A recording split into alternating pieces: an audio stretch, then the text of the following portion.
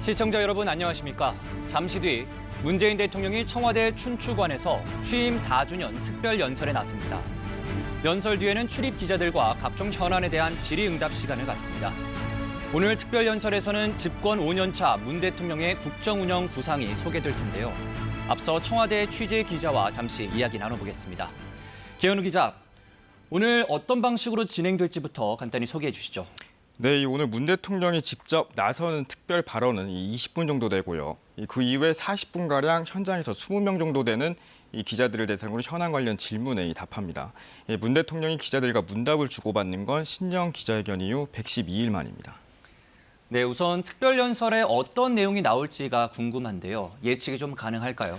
네, 아무래도 코로나19 상황이 1년 넘게 지속되고 있다 보니 국민들의 일상 회복을 얼마나 앞당길 수 있느냐, 이게 최우선 과제인데요.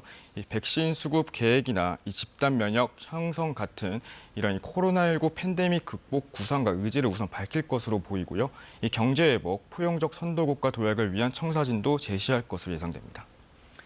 코로나 백신과 경제 외에도 한미 정상회담이 얼마 남지 않았으니까 여기서 다뤄질 내용에 대해서도 언급을 하겠죠. 네, 그렇습니다. 문재인 정부 4년 동안 이 3차례 남북 정상회담하고 이 2차례 북미 정상회담이 있었지만 이 하노이 노딜 이후에 현재 한반도 문제는 이 답보 상태죠. 이 남은 1년 이걸 어떻게 풀어나가느냐, 이건 이번 한미 정상회담에 달려 있다고 할 수 있습니다. 오늘 연설에서는 남북 그리고 북미 사이의 대화를 통한 한반도 프로세스 재가동 의지 그리고 구상을 강하게 피력할 것으로 보입니다. 연설에서 문재인 정부가 가장 아픈 부분인 이 부동산이라든가 청년 대책 관련 언급이 있을지도 주목됩니다. 네, 또 관심이 가는 것은 이제 100여일 만에 가지는 기자들과의 질의응답입니다. 아무래도 기자들 질문 시간에는 민감한 현안 질문들이 쏟아지겠죠. 네, 그렇습니다. 우선 바로 코앞에 있는 현안은 이매숙 가기부 장관 후보자를 포함해서 야당이 지명 철회해야 한다는 장관 후보자 3명의 거취 문제거든요. 오늘이 당장 이 3명 청문보고서 채택 시한인데 관련 내용이 나올지 주목이 되고요. 그리고 부동산도 빼놓을 수 없을 것 같습니다. 네, 지금 화면에 보이시는 곳이 오늘 특별 연설이 진행될 청와대 춘추관이죠. 네, 그렇습니다. 현재 이 화면을 보시면은 이 기자 20명 정도가 이 책상에 배석을 하고 있고요. 저기 보이시는 이 파란 문을 통해서 이 문재인 대통령이 조금 있으면 입장할 예정입니다. 입장에서 이 특별 연설을 한 20분 정도 하면서 이 국정 운영 구상을 밝힌 뒤에는 여기 지금 보이시는 기자들의 질의응답에 한 40분 정도 대답을 할 예정입니다. 네, 기자들 질의응답 시간에 어떤 질문이 쏟아질지 아까 예상을 좀 해주셨는데요. 계속해서 좀 말씀해 주시죠.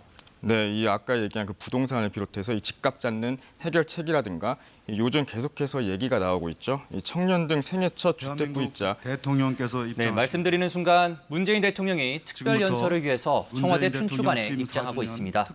지금부터 문 대통령의 취임 4주년 특별 연설 직접 보시겠습니다.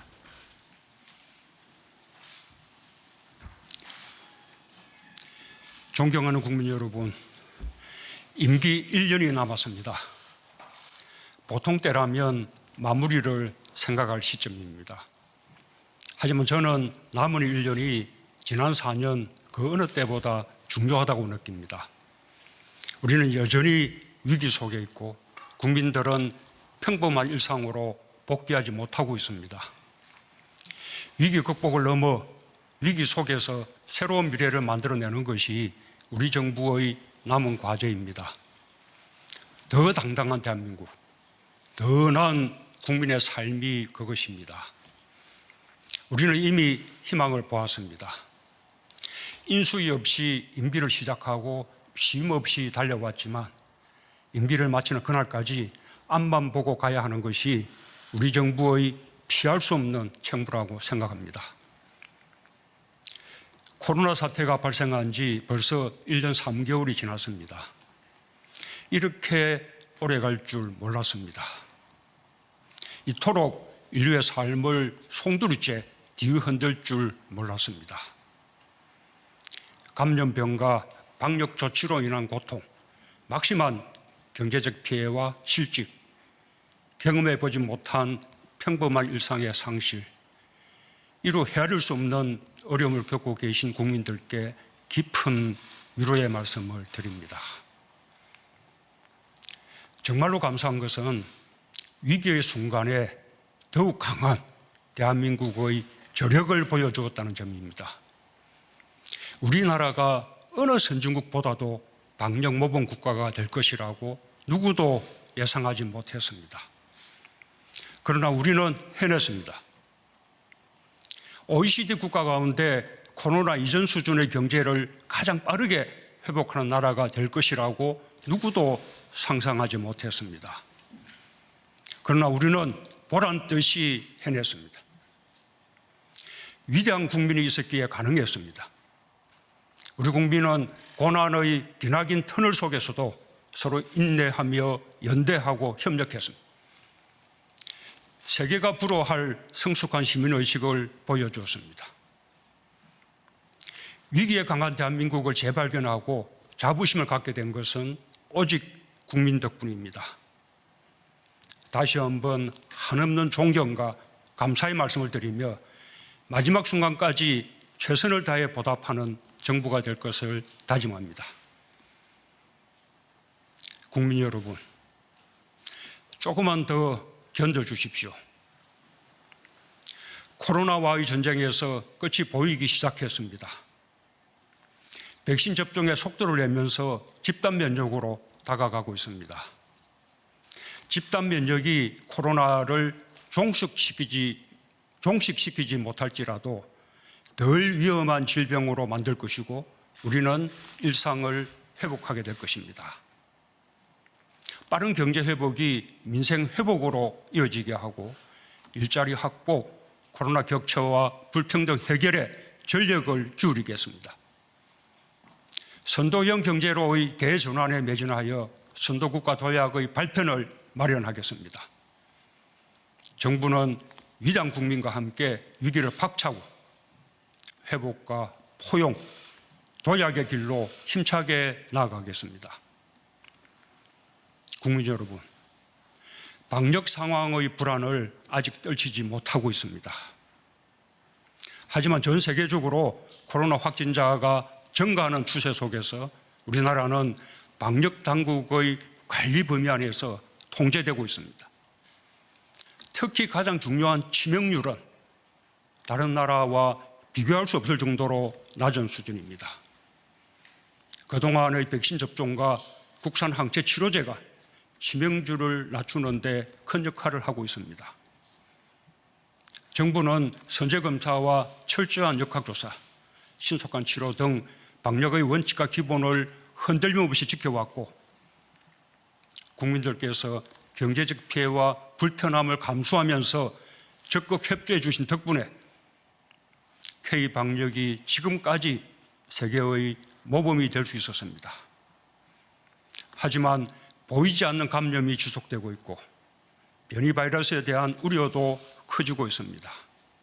한순간도 경계를 늦출 수 없습니다. 상황이 안정될 때까지 정부가 더욱 철저한 방역 관리에 나서겠습니다.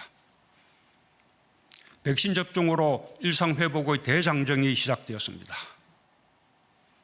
좀 더 접종이 빨랐더라면 하는 아쉬움이 있는 것이 사실입니다.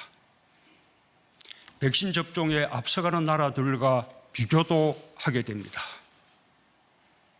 하지만 백신 개발국이 아니고 대규모 선투자를 할 수도 없었던 우리의 형편에 방역 당국과 전문가들이 우리의 방역 상황에 맞추어 백신 도입과 접종 계획을 치밀하게 세우고 계획대로 차질 없이 접종을 진행하고 있는 것은 정당한 평가를 받아야 한다고 생각합니다. 특히 전 세계적인 백신 공급 부족과 수급 불안정으로 인해 백신 확보 경쟁이 치열한 가운데 기업들까지 힘을 보탠 전방위적 노력으로 우리 국민 2배 분량의 백신을 확보할 수 있었습니다.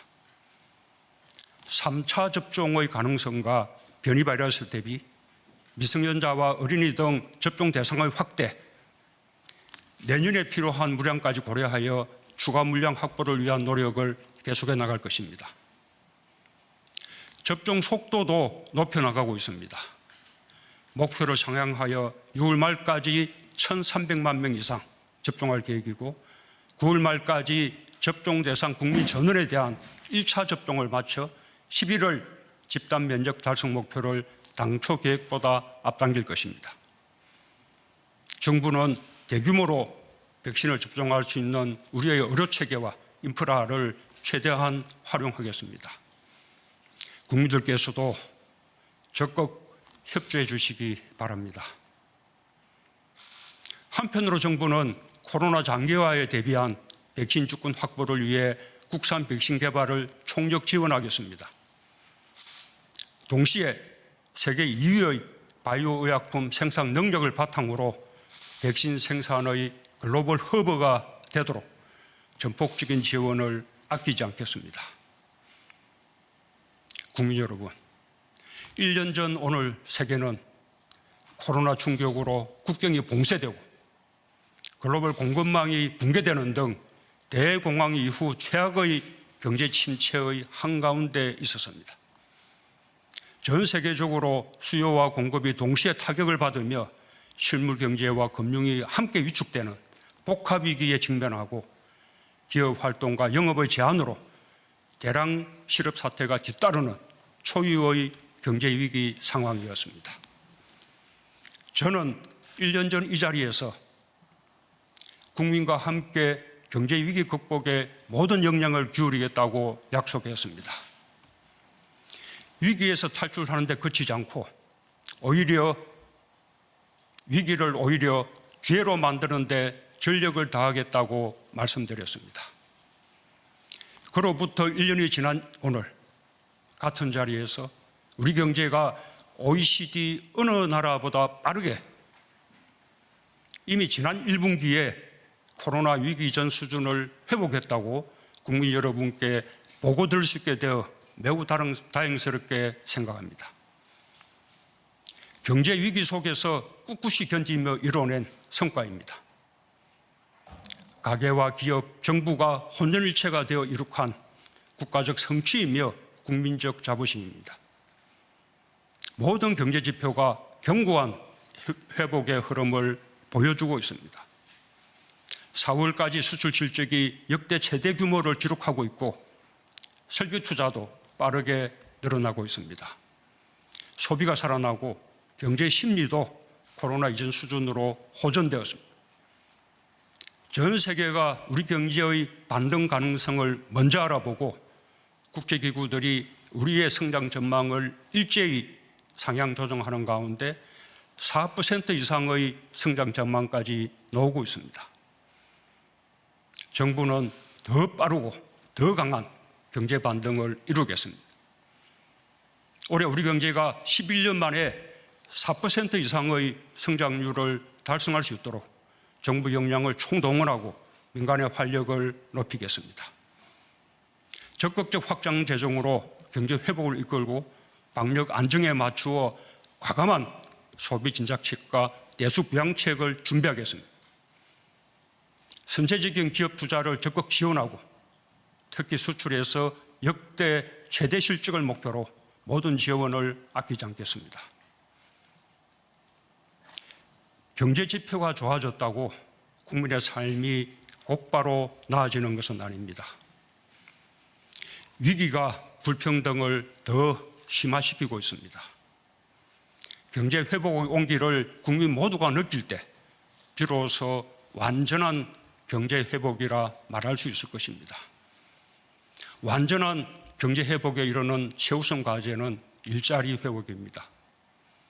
고용 상황이 나아지고 있지만 여전히 위기 이전 수준을 회복하지 못하고 있습니다. 최근의 경제 회복 흐름이 일자리 회복으로 연결되도록 정책적 역량을 집중하겠습니다. 무엇보다도 양질의 민간 일자리 창출에 주안점을 두겠습니다.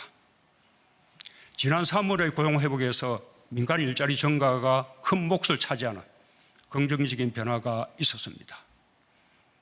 디지털, 그린 등 미래 유망 분야에서 대규모 일자리가 창출될 수 있도록 투자 확대와 함께 인재 양성과 직업 훈련 등을 강력히 지원해 나가겠습니다.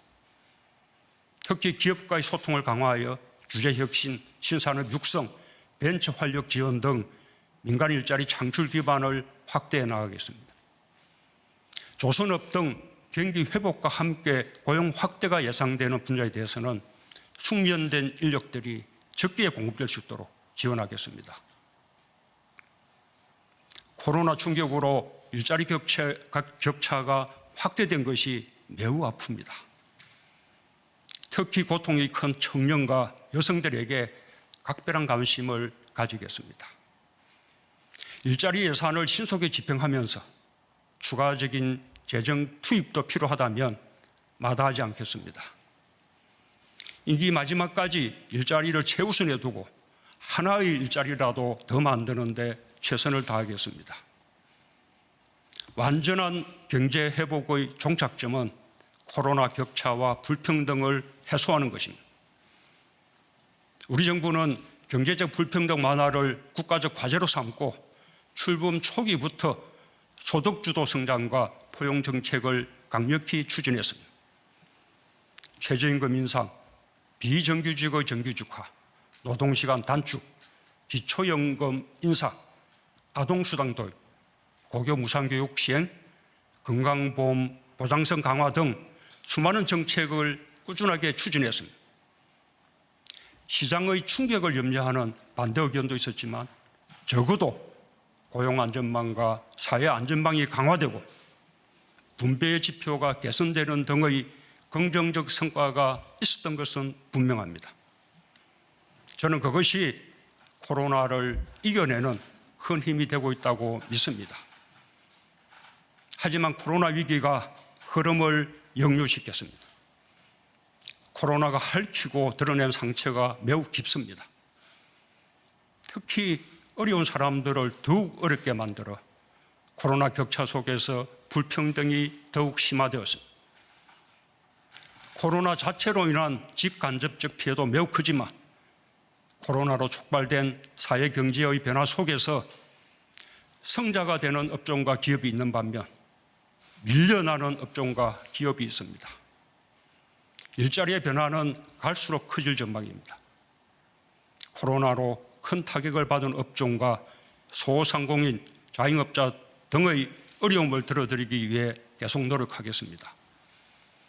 고용보험 적용 확대, 국민 취업 지원 제도의 안착을 통해 고용 안전망을 보다 튼튼히 하겠습니다. 실시간 소득 파악 체계를 구축하여 전 국민 고용보험 시대를 열고 체계적인 재난 지원과 촘촘한 복지를 실현하는 기반을 만들겠습니다. 상병수당 도입, 부양 의무자 폐지 등의 정책도 속도를 내겠습니다.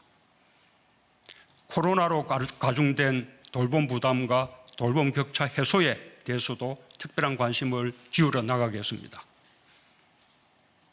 주거 안정은 민생의 핵심입니다. 날로 심각해지는 자산 불평등을 개선하기 위해서라도 부동산 투기를 철저히 차단하겠습니다. 실수요자는 확실히 보호하면서 부동산 시장 안정화에 최선을 다하겠습니다. 민간의 주택 공급에 대해 공공주도 주택 공급 대책을 계획대로 차질 없이 추진해 나가겠습니다. 무주택 서민, 신혼부부, 청년들이 내 집 마련의 꿈을 실현할 수 있도록 실수요자의 부담을 완화하는 다양한 정책적 지원을 확대해 나가겠습니다. 부동산 부패는 반드시 청산하겠습니다. 공직자와 공공기관 직원들의 부동산 투기가 국민들 마음에 큰 상처를 준 것을 교훈 삼아 투명하고 공정한 부동산 거래 질서 확립과 불법 투기의 근원을 차단하기 위한 근본적 제도 개혁을 완결짓겠습니다. 위기의 또 다른 이름은 기회라고 합니다. 코로나 위기가 국제 경제 질서를 바꾸어 놓았습니다.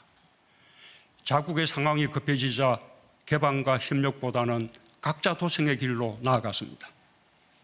각 나라가 국가 역할을 더 강화하여 막대한 국가 재정을 쏟고 있고 자국 중심으로 글로벌 공급망을 재편하기 위해 사활을 걸고 있습니다. 이 같은 엄중한 상황에서 우리 경제는 위기를 기회로 만들어 더욱 강한 경제로 거듭나고 있습니다. 지난해 위기 속에서 세계 10위 경제 강국에 진입했고 1인당 GDP에서 사상 처음으로 G7 국가를 제쳤습니다. 반도체와 배터리 등 우리의 핵심 주력 산업은 세계 최고 수준의 경쟁력을 바탕으로 글로벌 공급망을 주도하고 있습니다. 조선산업은 몰락의 위기에서 압도적 세계 1위로 부활했고 자동차 생산도 전기차, 수소차 등 친환경차에서 앞서가면서 세계 5대 강국으로 진입했습니다. 강한 제조업이 우리 경제를 살리고 있습니다. 정부는 제조업의 혁신과 부흥을 총력 지원해 나가겠습니다. 특히 우리 경제의 핵심 산업들에 대해서는 거센 국제적 도전을 이겨내며 계속해서 세계를 선도하는 산업이 될 수 있도록 국익의 관점에서 국가 전략 산업으로 전방위적 지원을 강화해 나가겠습니다. 글로벌 공급망 확보 경쟁이 가장 치열하게 나타나고 있는 업종이 반도체입니다. 세계 경제의 대전환 속에서 반도체는 모든 산업 영역의 핵심 인프라가 되고 있습니다. 우리 반도체는 10개월 연속 수출 증가를 이루며 세계 1위의 위상을 굳건히 지키고 있고 시스템 반도체까지 수출 주력 품목으로 성장하고 있습니다. 세계 최고 대한민국 반도체의 위상을 굳건히 지키면서 지금의 반도체 호황을 새로운 도약의 계기로 삼아 우리의 국익을 지켜낼 것입니다. 1년 전 오늘 저는 이 자리에서 선도형 경제로의 전환과 한국판 유질 프로젝트를 강력하게 추진하겠다고 말씀드렸습니다. 한국판 유질을 포스트 코로나 시대를 대비하는 비대면 경제와 디지털 경제, 불평등 해소와 일자리 창출을 위한 국가적 프로젝트로 제시했습니다. 추격형 경제에서 선도형 경제로, 탄소 의존 경제에서 저탄소 경제로, 불평등 사회에서 포용 사회로 나아가겠다는 대한민국 대전환 선언으로 이어졌습니다. 이 선언에 따라 정부는 고용 안전망과 사회 안전망의 토대 위에 디지털 뉴딜과 그린 뉴딜의 두 축을 세우고 대한민국 건국 이후 최대 규모인 160조 원 투입을 결정했습니다. 당시로서는 생소한 구상이었을지 모르지만 올바른 방향이었음이 증명되고 있습니다. 이제는 우리만의 길이 아니라 세계 보편의 길이 되었습니다. 1년 전 우리가 한국판 유질에서 제시한 과제가 지금은 전 세계의 시대적 과제가 된 것입니다. 이제 한국판 유질은 재정 투입을 본격화하며 본궤도에 오르고 있습니다. 지역과 민간으로 확산 속도도 빨라지고 있습니다. 임기 마지막까지 한국판 유지를 힘있게 추진하여 대한민국 대전환의 토대를 확고히 구축해 나가겠습니다. 우리 정부가 미래 신성장 산업으로 설정한 시스템 반도체, 바이오, 미래차의 3대 신산업은 선도형 경제의 주축으로 확고히 자리를 잡아가고 있습니다. 데이터, 네트워크, 인공지능 산업은 기술 혁신을 선도하며 새로운 시장을 개척하고 있습니다. 선도형 경제의 새로운 주역으로 떠오른 스타트업과 벤처 산업은 제2의 벤처붐으로 불릴 정도로 그야말로 눈부시게 성장하고 있습니다. 2016년 2개에 불과했던 유니콘 기업이 13개로 불어났고 경제 위기 상황 속에서도 벤처 분야 창업과 투자, 펀드 결성액, 일자리 모두 크게 증가했습니다. 특히 벤처 기업이 주식시장의 떠오르는 주역이 되고 있는 것은 우리 산업 지형이 크게 변하고 있다는 것을 보여줍니다. 코스닥 시장에서는 시가총액 20위권 내에 벤처 기업이 13개로 증가했고 코스피 시장에서도 4개 기업이 20위권 내에 자리 잡았습니다. 모두 코로나 시기에 주목받는 바이오 분야와 정보통신 분야의 선도 기업들입니다. 제2 벤처붐이 코로나 위기 상황에서 더 확산되고 있는 것은 우리 경제의 역동성을 여실히 보여주고 있다고 평가할 수 있을 것입니다.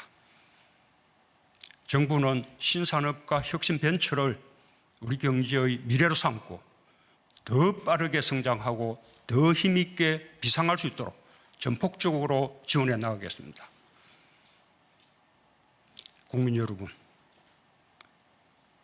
뜻이 있으면 길이 있습니다. 한반도의 대립과 갈등의 시대를 끝내고 평화와 번영의 시대를 여는 것은 8천만 결여의 염원입니다. 남은 임기 1년, 미완의 평화에서 불가역적 평화로 나아가는 마지막 기회로 여기겠습니다. 긴 숙고의 시간도 이제 끝나고 있습니다. 행동으로 옮길 때가 되었습니다. 미국 바이든 신정부도 대북 정책 검토를 완료했습니다. 우리와 긴밀히 협의한 결과입니다. 한반도의 완전한 비핵화를 기본 목표로 싱가포르 선언의 토대 위에서 외교를 통해 유연하고 점진적, 실용적 접근으로 풀어나가겠다는 바이든 정부의 대북 정책 방향을 환영합니다.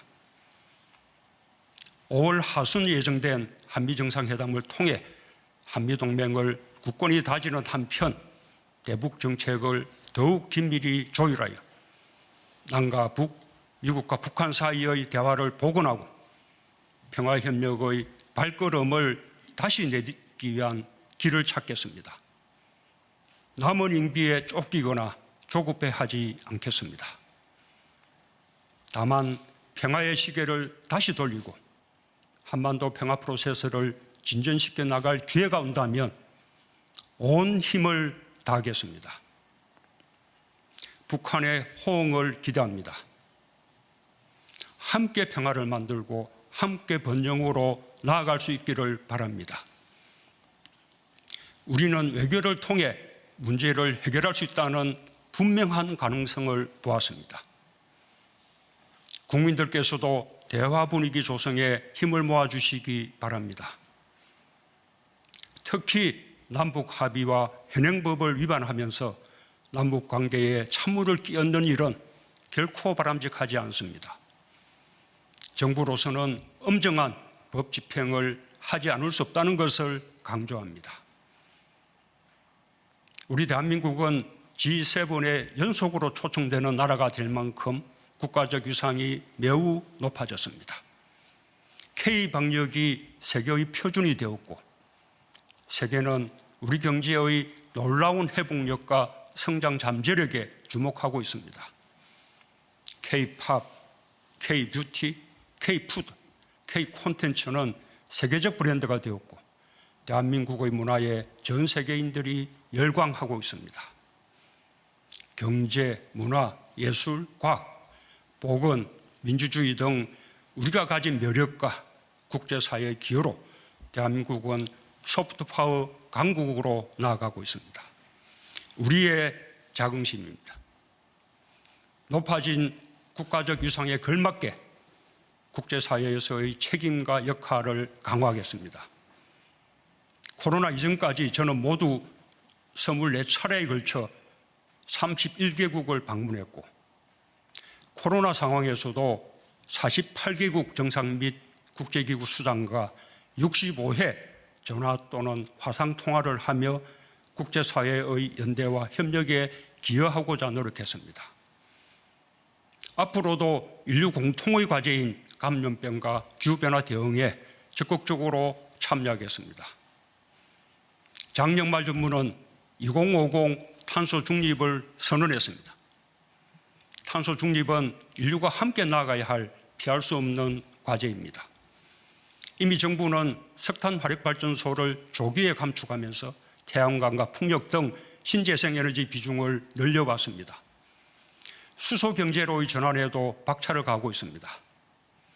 산업별 에너지 전환의 속도를 내기 위한 민간 협력이 더욱 강화되고 있고 발전, 산업, 수송, 건물, 도시 인프라 등 사회 전 분야별로 탄소 중립 로드맵을 마련해 나가고 있습니다. 정부는 올해를 대한민국 탄소 중립 원전으로 삼겠습니다.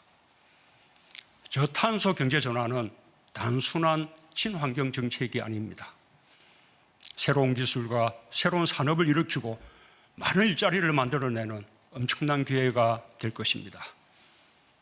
이달 말 우리나라에서 개최되는 P4G 정상회의는 기후변화 대응을 위한 국제사회의 협력을 강화하면서 우리의 주도적 역할을 보여줄 수 있는 좋은 기회입니다.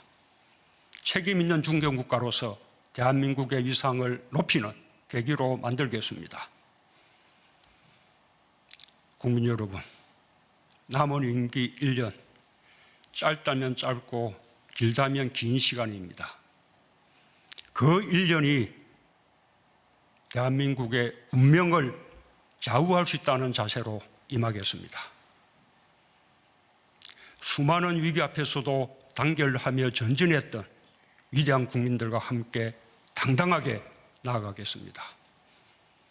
모든 평가는 국민과 역사에 맡기고 마지막까지 헌신하겠습니다.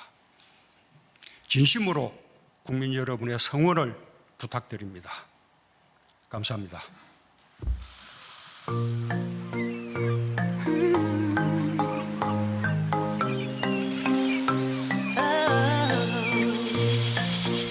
There's a time when we need heroes in our lives.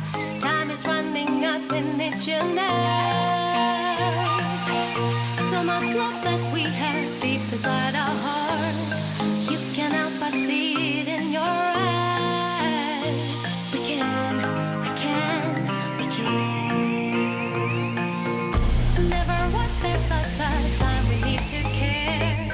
Look around, it's gray, our planet's Earth. If it's one of us can go and add the voice to help our cause, then we can save the earth. We can, we can, we can. Paint the world in green, far as we can see. Singing with one voice, dancing full of joy, loving like we are a family. And give your love back to the earth. You are the one who can save the planet. We can make a difference if we can. Still holding the key to paint the colors. You can change it all, I'll be your friend. You are the hero I've been looking for. We can, we can, we can. And I'll stop in grand darkness. And I'll stop in grand darkness.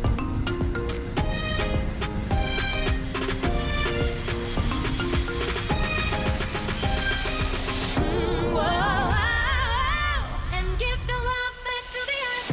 You are the one who can save the planet. We can make a difference if we can. Kids and paint the colors. You can change it all, be your friend. You are the hero I've been looking for. We can, we can, we can. We can, we can, we can, we can, we can. You are the hero. You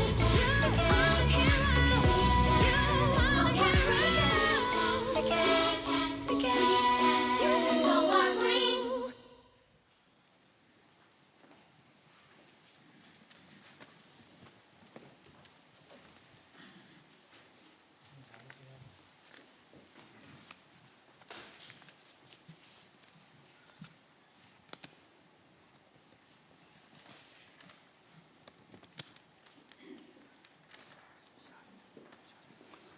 지금부터 문재인 대통령 취임 4주년 특별 연설에 이은 질의응답을 시작하겠습니다.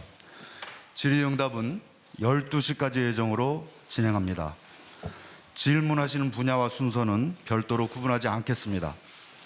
질문을 하시는 기자분들께서는 자유롭게 손을 들어주시면 대통령께서 직접 질문자를 지명하게 됩니다. 진행도 대통령께서 직접 해주시겠습니다. 지명을 받은 분은 소속과 성명을 밝히고 질문해 주시기 바랍니다. 대통령님 시작해 주십시오.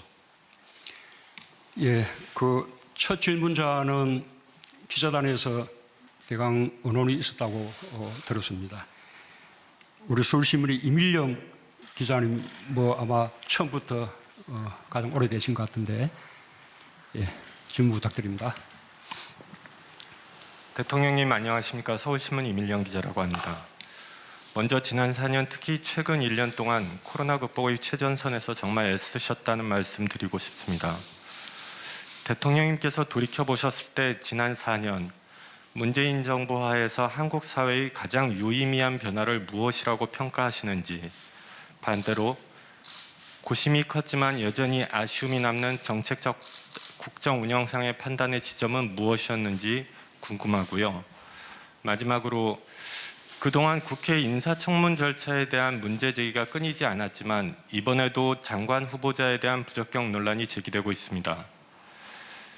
야권에서 지명처를 요구하고 있는 장관 후보자들에 대한 대통령님의 판단은 어떤 것인지 여쭙고 싶습니다.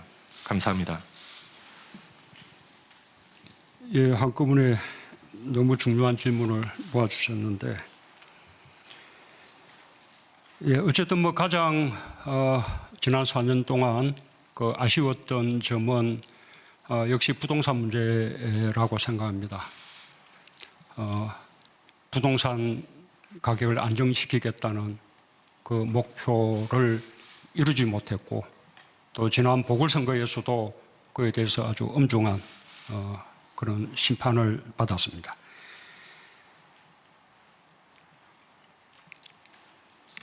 지난 4년 동안 이루어진 변화 부분은 일단 지난 사회를 맞이하는 소회기도 한데요.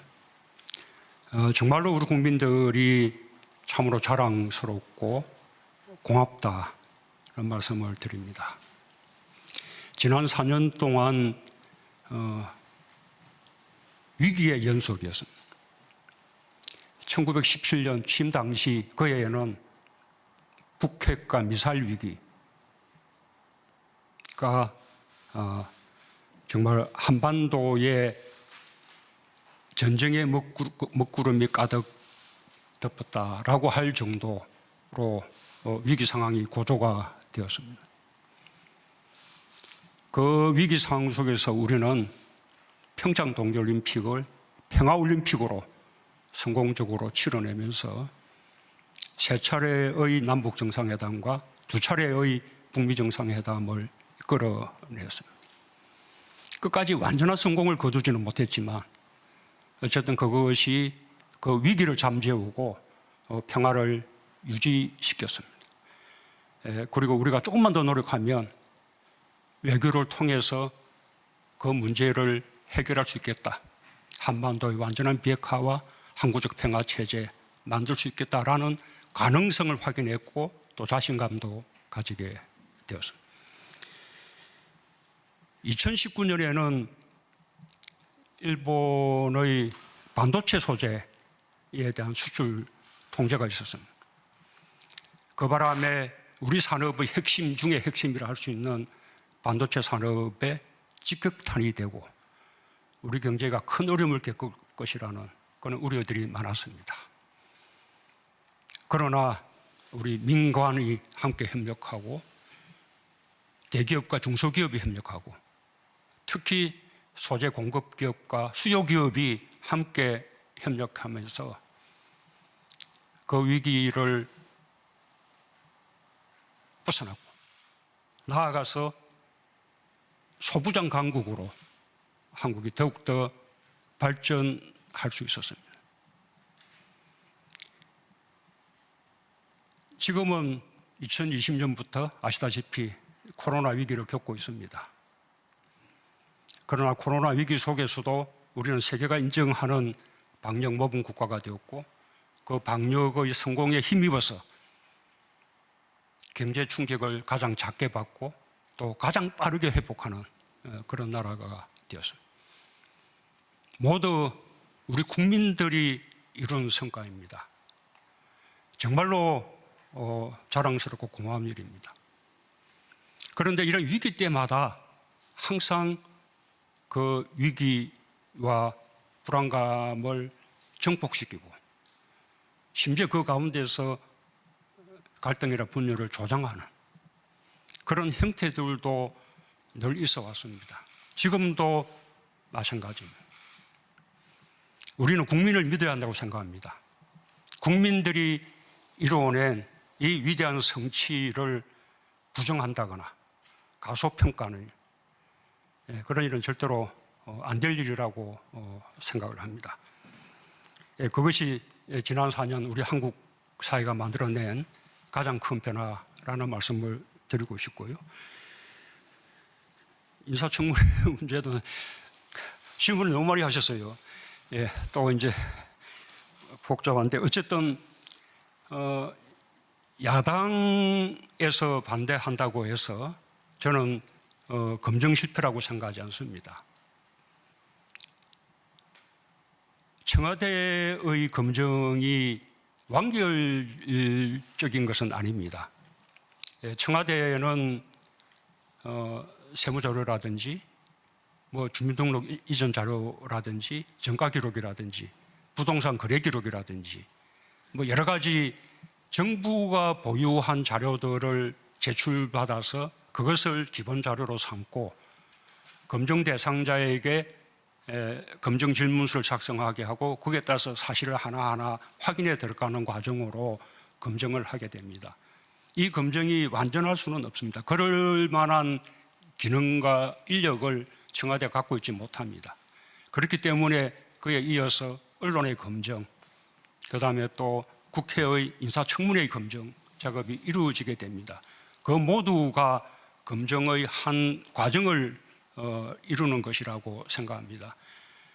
오늘까지 국회가 인사청문 보고 채택 여부를 결정할 시간인데 국회의 논의까지 다 지켜보고 종합해서 판단을 하게 될 것입니다. 다만 이 기회에 한 가지 꼭 당부드리고 싶은 것은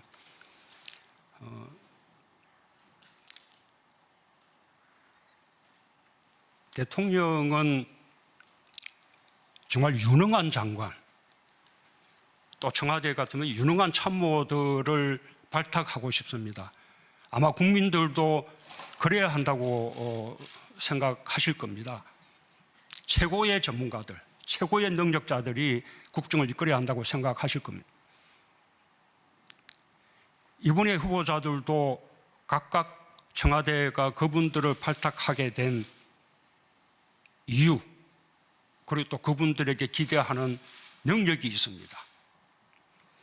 국토부 같으면 아시다시피 지금 이 시점에 주택 공급 정책을 차질없이 집행해 나가는 것, 그리고 국민의 불신의 대상이 된 국토부와 LH공사를 개혁하는 것. 국토부 내부에서는 그 책임에서 자유롭지 못하다고 생각합니다. 국토부 아닌 외부에서 찾으면서 그 정도 능력을 갖춘 분이 과연 누가 있을까? 그렇게 고심하면서 지금의 후보자를 발탁하게 된 것입니다. 해수부 장관 후보자라면 한진해운 파산 이후에 몰락했던 우리 해운산업 다시 재건시키는데 큰 역할을 했습니다. 앞으로 한진해운 파산 이전의 우리 해운 강국의 유상을 되찾는 것이 지금 새롭게 해수부 장관이 맡아야 될 역할입니다. 그에 대한 기대를 가지고 그 점에 있어서 최고의 능력가라고 판단하고 장관 후보자를 지명했습니다. 가기부 장관도 마찬가지로 과학기술 분야에 대한 훌륭한 능력과 함께 지금 우리의 반도체, 인공지능, 디지털 경제, 여러 가지 혁신적인 경제들이 빠르게 성장하면서 이 일을 감당해야 될 전문 인력들이 태부족하다. 기업들은 사람을 구할 수 없다고 하소연합니다. 많은 노력을 기울이고 있습니다만 그렇습니다. 심지어는 외국에서 유능한 인재를 영입해 와야 된다. 과기계에 그런 말씀들도 많이 하십니다. 그런 과기 분야의 인재를 늘리는 가장 중요한 방법 중에 하나로 제시되고 있는 것이 여성들이 보다 많이 과기계 쪽에 진출해야겠다. 지금 우리 여성들 진출이 가장 적은 분야가 과기 분야예요. 그러나 여성들이 진출하려면 그런 성공한 여성들을 통해서 보는 로망 또는 그 롤 모델 이런 게 필요합니다.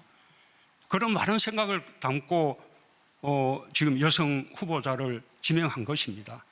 제가 말씀드리고 싶은 것은 제 판단이 옳다는 것이 아니라 이렇게 왜 이 사람을 발탁했는지 하는 그 발탁의 취지와 이분에게 기대하고 있는 능력과 그다음에 검증 과정에서 드러난 또 이제 문제점들 또 어떤 부분은 흠결들 이런 부분들하고 함께 저울질해서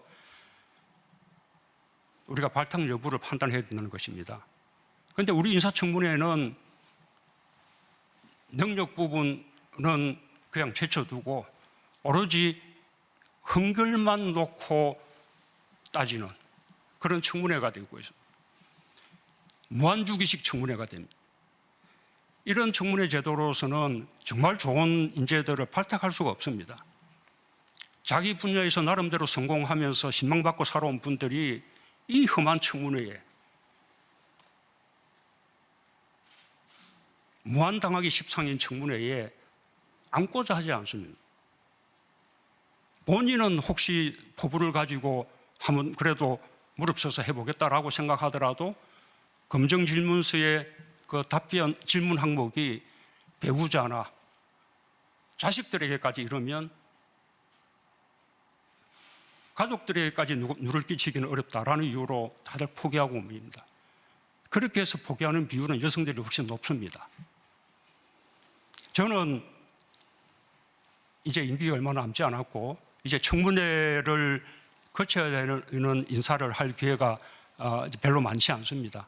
저는 괜찮습니다. 저는 뭐 이대로 이렇게 해도 괜찮은데 적어도 다음 정부는 누가 정권을 맡든 더 이렇게 유능한 사람들을 좀 발탁할 수 있게끔 그런 청문회가 꼭 되어야 한다고 생각합니다.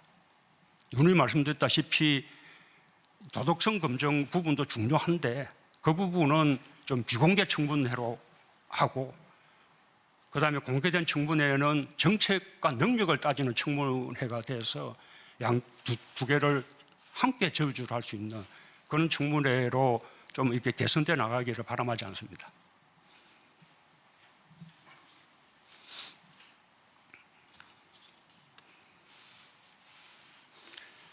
예, 저 중간 줄에 맨 왼쪽에 계신 분죠. 예, 파이낸셜 김호영 기자님. 예. 네. 맞습니까? 예. 네, 감사합니다. 취임 4주년을 축하드립니다. 파이낸셜 뉴스의 김호연 기자입니다. 남북 관계가 좀처럼 호전될 기미를 보이지 않고 있습니다, 대통령님. 앞으로 남은 임기 1년 동안 실현 가능한 목표 설정을 어떻게 하고 계시는지 궁금합니다. 그리고 아울러 최근에 미국에서 검토를 마친 대북 정책에 대해서 북한이 반대 입장을 반발을 하고 있는데요. 10일 후에 있을 한미 정상회담에서 어떤 중재 카드를 제시할 계획이신지 궁금합니다. 예.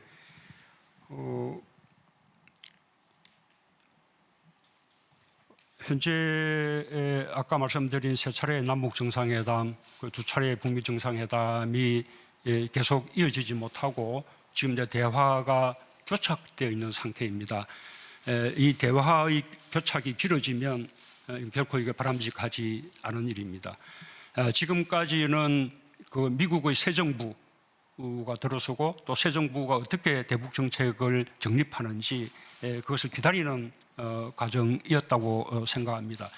그 부분에 대해서도 미국이 전략적 인내 정책으로 돌아가지 않을까라든지 북한을 외교의 우선순위에 두지 않고 그래서 시간이 좀 많이 걸리지 않을까라든지 뭐 이런 많은 우려들이 있었던 것 사실입니다. 그러나 미국 역시 이 대화의 단절이 오래 지속되는 것은 바람직하지 않다라는 생각하에 초기부터 우리 정부하고 긴밀하게 이렇게 조율하면서 협의하면서 빠른 시간 안에 대북 정책을 정립했습니다. 미국의 그 대북 정책의 전모가 다 밝혀지지 않았지만 어쨌든 우리 정부가 바라고 있는 방향과 거의 부합한다고 말할 수 있습니다. 일단 한반도의 그 완전한 비핵화를 목표로 하고 또 싱가포르 선언의 토대 위에서 출발하고 외교적인 방법으로 점진적으로 단계적으로 실용적으로 유연하게 이렇게 접근하겠다는 것입니다. 북한의 이런저런 반응이 있었지만 그 북한의 반응이 그 대화를 거부한 것이라고 생각하지 않습니다. 아마 북한도 이제 마지막 판단의 시간을 가질 것이라고 생각합니다. 다시 한 번 더 이렇게 마주 앉아서 협의할 수 있는 기회가 주어진 만큼 북한이 호응하기를 기대합니다. 그리고 그런 상황이 조성된다면 우리 정부는 총력을 다할 계획이다라는 말씀을 드리고 이번 방미에서 한미 정상회담을 통해서 북한의 대화의 길로 더 이렇게 빠르게 놓을 수 있도록 하기 위한 여러 가지 방안들에 대해서 더 긴밀하게 협의하고자 합니다.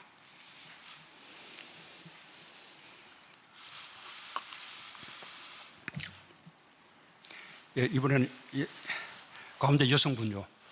아니 둘째 줄에 여성분. 예.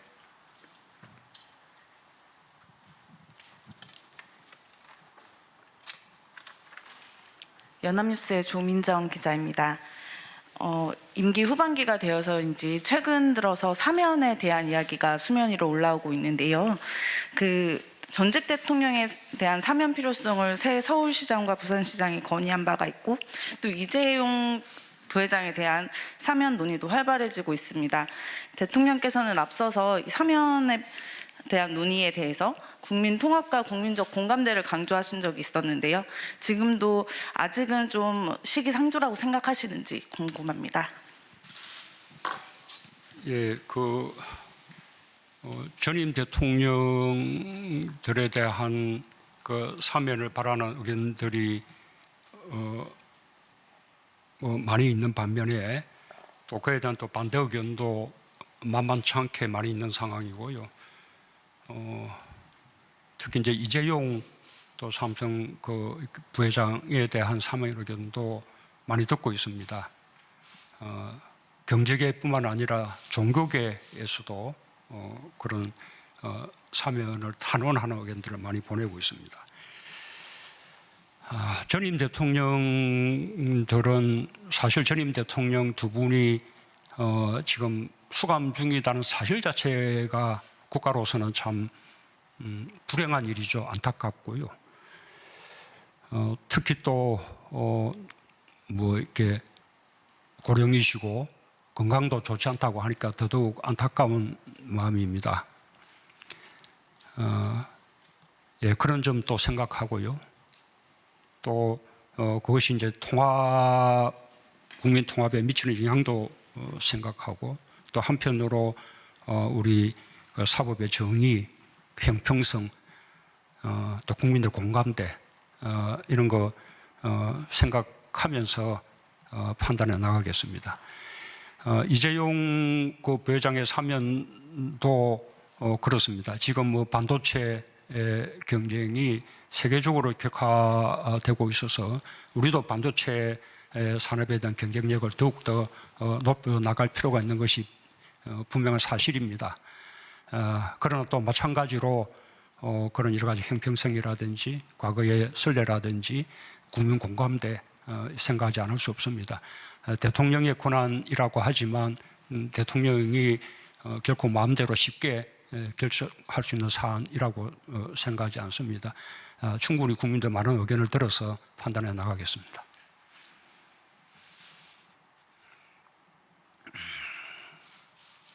예, 앞에 우리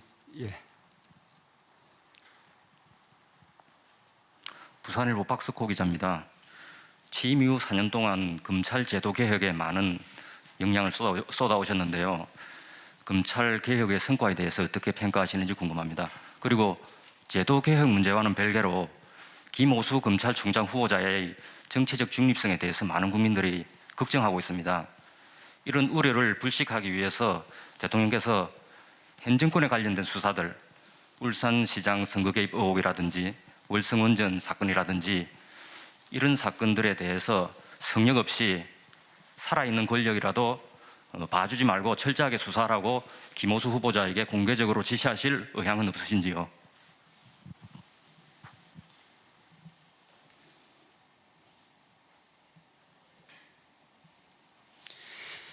예,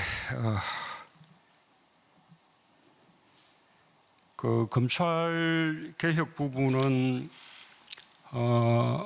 그 우리 형사사법 체계가 만들어진 이후 수십 년 동안 이렇게 추진돼 왔던 과제들에 대해서 그 우리 정부 하에서 드디어 아주 중대한 개혁을 이루었다고 생각합니다. 다 완결된 것은 아닙니다. 그러나 아주 중요한 가닥을 이렇게 잡았다고 생각하고요. 그리고 그 이미 이제 잡힌 그 방향을 안착시켜 나가면서 더 완전한 그런 개혁으로 나아가는 것이 바람직하다고 생각합니다.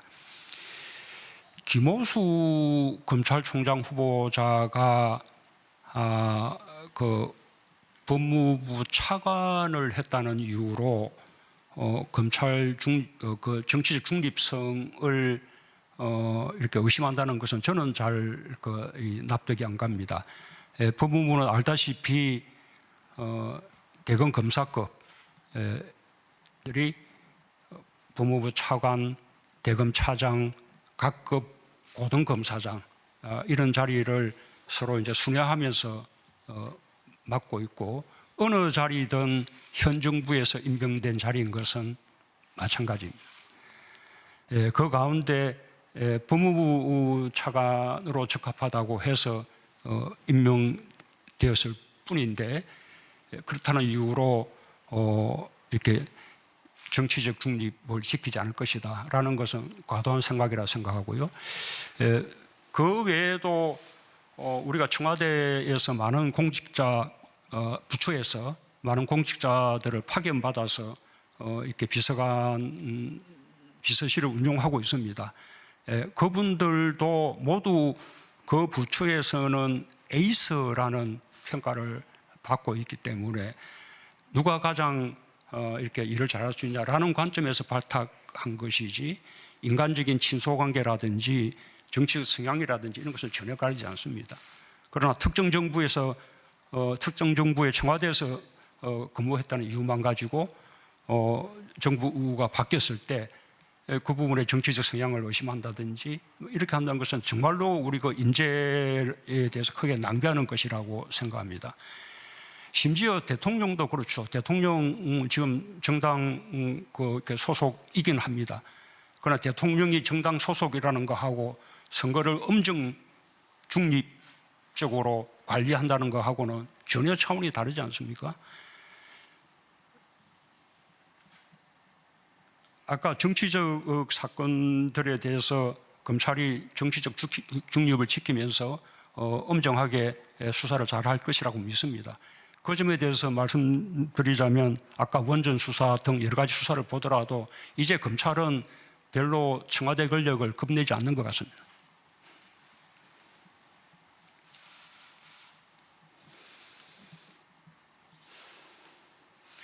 이제 뒷줄에 가볼까요? 예, 우리 카메라 앞에 있습니다. 예, 오마이뉴스 유창재입니다. 대통령님을 지지하는 이들 중에 이제 강성 지지자분들이 최근 문자 폭탄 활동이 민주당 내에 다양한 목소리가 나오고 있는데요. 이게 걸림돌이 되고 있다는 지적이 많습니다. 이른바 문파로 대표되는 이들의 주장은 대통령님께서 이제 노무현 대통령님을 잃은 아픔이 있기 때문에 그렇게 할 수밖에 없었다고 하는데요. 이에 대해서 대통령님께서도 비슷한 생각이신지 아니라면 그 같은 비극이 되풀이되지 않을까라는 그런 말씀을 지지자분들에게 해주실 수 있는지 한 말씀 해주시기 바랍니다. SNS 시대에 그 문자로 자신의 의견을 표현하는 것은 너무나 당연하고 자연스러운 현상이라고 생각합니다. 그것이 정치의 영역이든 또는 뭐 비정치의 영역이든 마찬가지입니다. 아마 정당 같으면 이 당원 게시판에 문자들이 많이 갈지 모르지만 청와대에도 국민청원 이런 쪽에 폭주하고 있습니다. 심지어 요즘 군에서도 장병들에게 휴대폰 사용이 허용되니까 그동안 덮어졌던 군내 어떤 병영 문화의 개선을 바라는 그런 모습들이 분출하고 있습니다. 바람직한 일이지 않습니까? 이 정치의 영역에서는 당의 좀 열성 지지자나 강성 지지자들이 보다 많은 문자들을 보낼 수는 있을 것이라고 생각합니다. 그러나 문자의 수가 많다고 해서 그것이 반드시 뭐 대세이거나 대표성을 지닌다고 단정할 수도 없습니다. 저는 정치하는 분들이 그런 문자에 대해서 좀 더 여유 있는 마음으로 바라봐도 된다고 생각합니다. 저 역시 과거에 많은 문자 이런 폭탄이라고 할 정도로 받았었고요. 지금은 제가 휴대폰을 공개 사용하고 있지 않기 때문에 주로 이제 기사의 댓글을 통해서 많은 의사표시들을 하는데 정말로 험악한 댓글들 많습니다. 아주 조직적으로 이루어지는 것처럼 여겨지기도 합니다. 그러나 그런 의견이 있다는 거 이렇게 참고하고 그것도 한 국민의 의견이라고 받아들이면 될 것 같습니다. 다만 이 SNS를 통해서 의사표시를 하는 분들은 서로 대면하지 않고 문자로 의사표시를 하는 것이기 때문에 그만큼 더 문자를 받는 상대의 감정을 생각하면서 보다 좀 설득력을 갖출 필요가 있다고 생각합니다. 더 예의도 갖추어야 되고요. 그래야만 자신이 주장하는 바에 대해서 공감을 받고 지지를 받을 수 있습니다. 특히 누군가를 지지하기 위해서 만약에 문자를 보낸다 그러면 그 문자가 예의 있고 설득력을 갖출 때 그 지지를 넓힐 수 있는 것이지 반대로 그 문자가 거칠고 그 무례하고 이렇게 하면 오히려 지지를 더 갉아먹는 그런 효과가 생길 것입니다. 당내에 열띤 토론이라 하더라도 그 토론들이 서로 품격 있게 이루어질 때 그러면 외부의 중도파나 무당층들도 그 논쟁에 관심을 가지고 이렇게 귀를 기울이게 될 텐데 만약에 그 서로의 토론이 말하자면 정이 떨어질 정도로 그렇게 험한 방법으로 이루어진다 그러면 그런 사람들을 오히려 등을 돌리게 만들 것입니다. 질문이 저를 지지하는 지지자들이라고 하니 저는 정말 저를 지지하는 지지자들이라면 그럴수록 더 이 문자에 대해서 그 예의를 갖추고 상대를 배려하고 그 다음에 보다 공감받고 지지받을 수 있는 방식으로 그렇게 이제 문자를 정치의 영역이든 또는 비정치의 영역이든 그렇게 해주시기를 아주 간곡하게 당부드리고 싶습니다. 여러분들이 질문을 묶어서 해주시고 또 예. 대통령께서 상세하게 하는 과정에 시간이 지났습니다만 반대편 시간이 이제 뭐 한 2개 더 받겠습니다. 예. 네. 네, 저 MBC의 엄지인 기자입니다. 저는 조금 이르다고 생각할 수 있겠습니다만 다음 대통령 선거와 관련된 질문을 좀 드리려고 하는데요. 다음 대통령이 갖춰야 할 덕목이나 대선 후보들에게 필요한 시대 정신은 뭐라고 보시는지 한 말씀 듣고 싶고요. 아울러서 문재인 정부의 검찰총장이라고 표현했던 윤석열 전 총장이 사퇴한 뒤에 현재까지는 여론조사에서 어느 정도 지지를 받고 있고 특히 야권의 유력한 대선 후보로 지금 거론이 되고 있습니다. 여기에 대해서는 어떻게 평가하고 계신지 대통령의 생각을 듣고 싶습니다. 우선 윤석열 총장은 지금 유력한 그 차기 대선 주자로 그렇게 이제 인정이 되고 있기 때문에 제가 아무 말도 하지 않는 것이 이렇게 바람직할 것 같습니다. 이 다음 대통령에게 필요한 덕목 부분은 제가 과거에도 뭐 그런 질문을 몇 번 받은 적이 있는데요. 뭐 저 답은 뭐 늘 같습니다. 우선은 이제 시대 정신과 함께 해야 할 테고, 그리고 균형 감각이 필요하다고 생각합니다. 우리 역사가 발전해 나가야 할 방향, 이것을 정확하게 보는 것이 중요하다고 생각합니다. 눈에 보이는 것이 전부 다 진정한 민심이라고 생각하지 않습니다. 이 강물에도 표피에서 흐르는 여러 가지 포말 같은 그런 흐르는 민심이 있는 반면에 강바닥에서 도도하게 흐르는 그 민심의 방향이 있습니다. 그것이 시대 정신이라고 생각하고요. 저는 옛날에는 다만 시대 정신을 개인적인 통찰력 통해서 시대 정신을 찾아야 한다고 생각했는데 요즘은 그보다는 공감을 통해서 찾아야 한다라고 생각을 많이 하고 있습니다.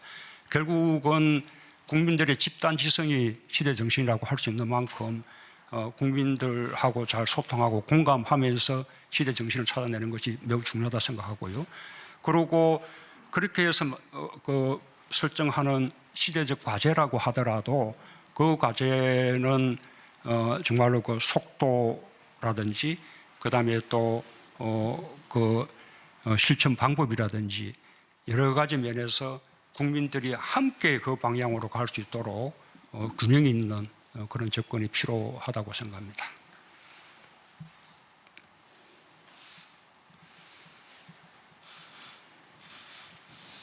예, 이거 뭐 우리 소동수님 마지막으로 한 분을 지정해 보시든지요. 자, 마지막 하죠. 네, 마지막 예. 질문 받겠습니다. 여기서. 예.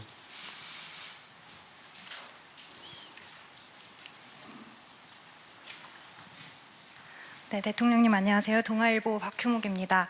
대통령님께서 아까 가장 아쉬웠던 점으로 부동산 정책을 꼽으셔서 마지막 부동산 정책 질문 드리겠습니다.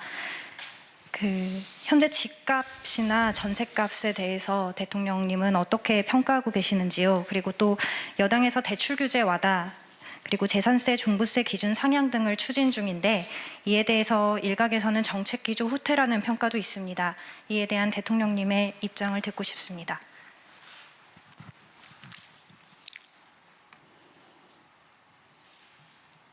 어쨌든 이렇게 부동산 정책의 그 성과는 이 부동산 가격의 안정이라는 결과로 이렇게 집약되게 되는 것인데 그것을 이루지 못했기 때문에 정말 부동산 부분만큼은 정부가 할 말이 없는 그런 상황이 되었습니다.